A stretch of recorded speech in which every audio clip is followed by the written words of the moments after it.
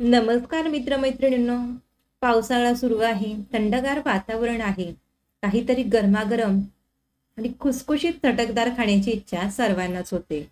नेहमीच आपण बटाटा वडा बनवतो, चणा डाळीचा वडा बनवतो, तर आज आपण किंवा उडदाच्या डाळीचा वडा सुद्धा बनवतो. पण आज आपण काय करणार आहोत?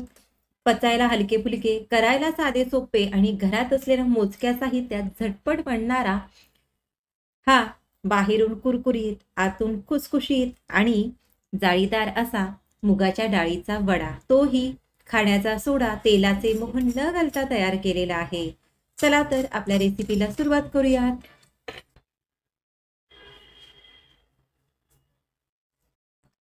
मुगाच्या डाळीचे खुसखुशीत वडे बनवण्यासाठी या ठिकाणी आपण 1 वाटी मुगाची डाळ घेतलेली आहे.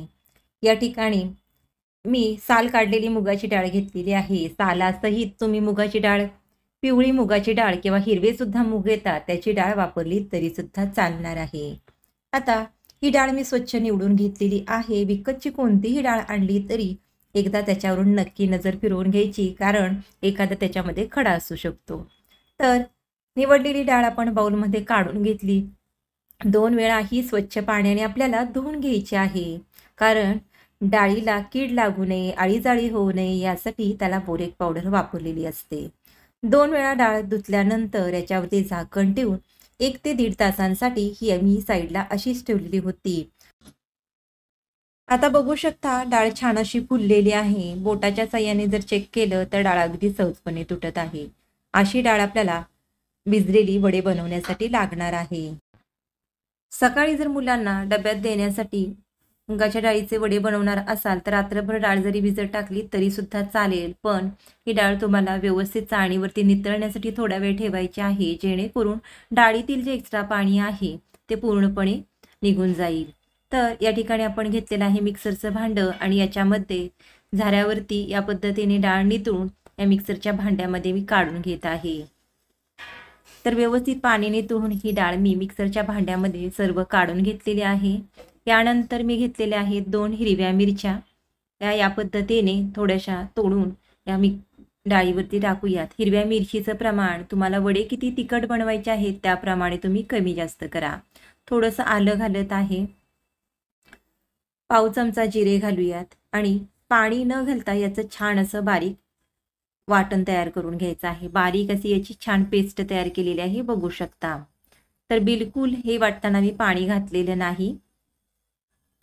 आता मिक्सरच्या भांड्यातील ही वाटलेली डाळ आपण बाउलमध्ये काढून घेऊयात.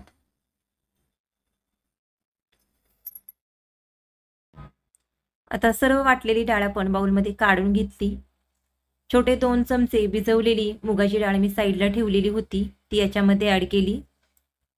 पाववाटी छान असा बारीक चिरून घेतलेला आहे कांदा, बघू शकता. कांदा एकदम छान असा बारीक चिरून घ्यायचा. कांदा घातल्यामुळे वडे अगदी सुंदर लागतात चवीला.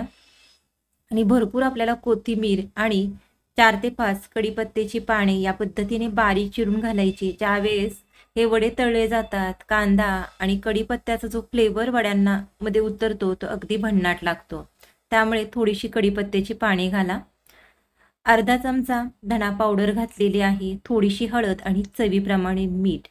तर अख्खे धणे थोडेसे मी दरदरीत किंवा थोडेसे जाडसर खलबत्त्यामध्ये कुटून घेतलेले आहेत आणि ते ॲड केलेले आहेत. असे धणे तुम्ही थोडेसे ओबडधोबड कुटलेले घातले की वड्यांना अगदी छान चव येते आणि खाताना धणे जेव्हा दाताखाली येतात तेव्हा छान असा त्याचा फ्लेवर आपल्याला येतो.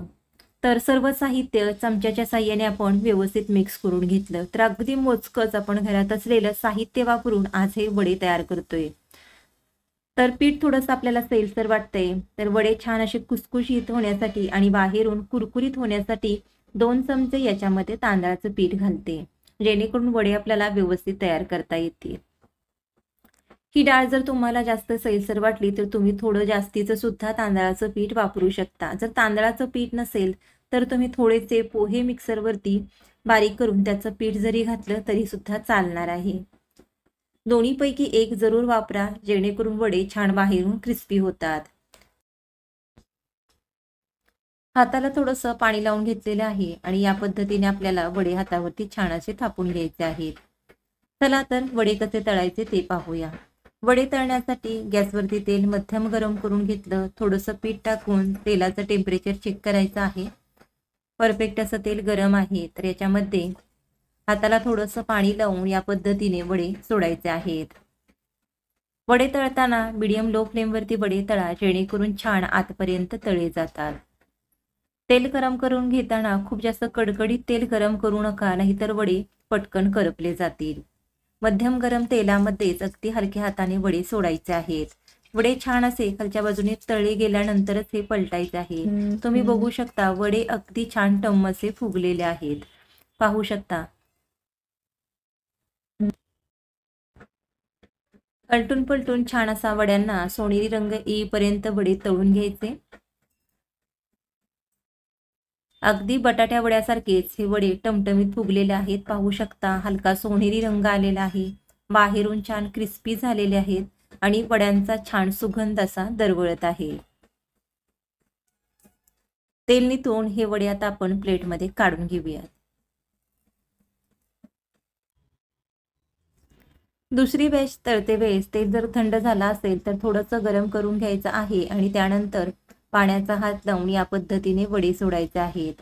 परफेक्ट असे आणि पटपट वडे तळले जातात। फक्त तळताना आपल्याला एकच काळजी घ्यायची आहे, तेल जास्त गरम करू नका आणि हाय फ्लेमवरती किंवा मीडियम फ्लेमवरती वडे तळू नका। मीडियम लो फ्लेमवरती वडे तळायचे आहे, जेणेकरून ते छान आतपर्यंत तळले जातात आणि खुसखुशीत असे तयार होतात।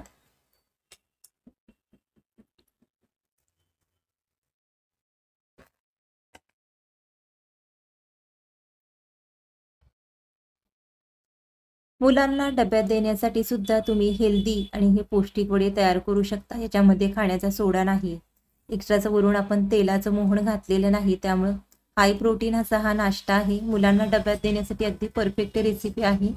मुलांना जर डब्यात देण्याचा विचार करत असाल हे वडे, तर आदल्या दिवशीच तुम्ही या पद्धतीने पीठ तयार करून फ्रीजमध्ये जरी ठेवलं तर ते बिलकुल खराब होत नाही आणि आयत्या वेळेस तुम्ही सकाळी उठल्यानंतर पटकन वडे तळून मुलांना डब्यामध्ये देऊ शकता किंवा खाण्यासाठी झटपट नाश्ता सुद्धा तयार करू शकता।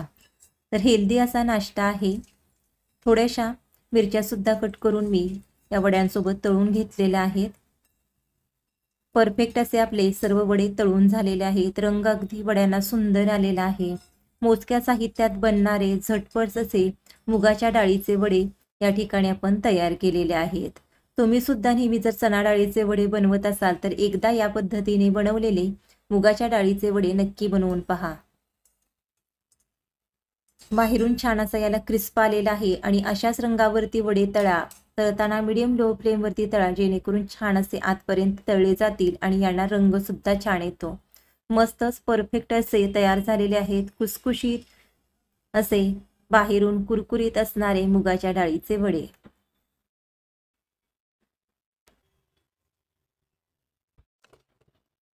तुम्ही सुद्धा अशा पद्धतीने एकदा तरी मुगाच्या डाळीचे वडे पावसाळ्यामध्ये नक्की बनवून पहा। कसे झालेत ते मला कमेंट करून सांगा। बाहेरून छान क्रिस्पी झालेले आहेत, पाहू शकता तुम्ही।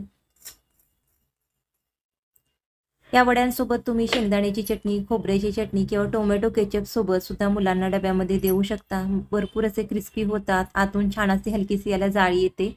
आतून आता हा वडा कसा झालेला आहे ते पाहूया। परफेक्ट असा याला रंग आलेला आहे आणि आतपर्यंत छान असा हा तळला गेलेला आहे।